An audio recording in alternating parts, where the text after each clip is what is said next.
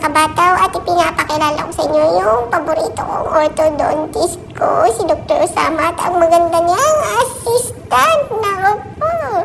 Sabi ko sa kanya, Doktor, isasama kita sa vlog ko. Ayan, tinanggal niya na yung mask niya. Pugi talaga yan at tumaba siya. Yun po, excited ako sa ngipin ko. Pero bago ang lahat, i-choosing ko muna si Doktor at baka bigyan ako ng discount. Charot, naka-discount ako po. At eto na nga mga kabataw, at gagawin na ni Doktor, mag-a-adjust na siya. Ewan ko anong pinagagawa niya sa ngipin ko.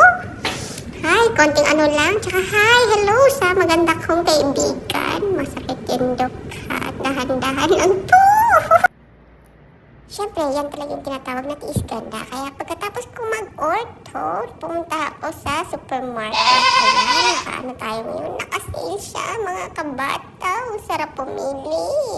Malayo pa ang sahod, pero sige na. Bumili na tayo habang nandito tayo. Yan, nakadikwat na tayo ngayon.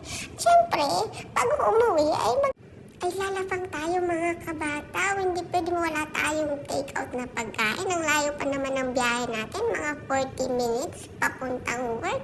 Yan, ang sarap nito. Oh. Dito pala yan sa Sarawan International Supermarket.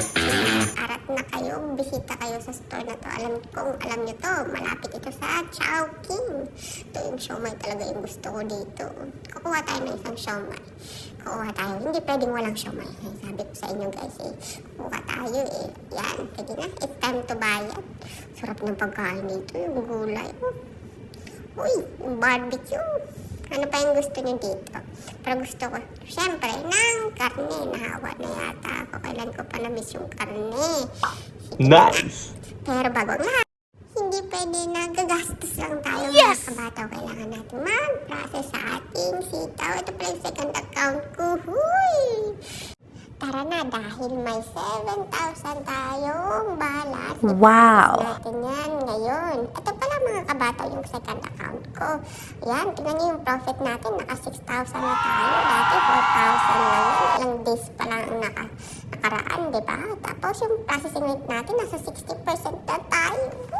Yes! For the good!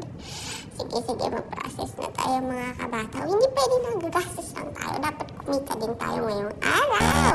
Sige, punta tayo sa number 2. Sige, tak.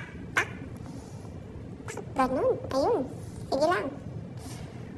Process tayo. Lahat ng mga pendings na yan. Yung kaya lang ng 7,000 natin. So, sa second page, kumita na tayo ng mga 100 plus. 100 lang, uy. Tapos, sa second account, ito yung mga kapatid ko, talaga naman. Sige. Bakit sweldo ko na daw? Uy, wala pa akong sahod. Ako nga hihingi sa'yo. Charot. Ito na nga, mag-process na tayo mga kabataw. Okay, so, 1,000 pa lang yung process natin sa kabila. Hello. Okay, good to go. Ayan na po at kumita na tayo. Salamat sa panonood.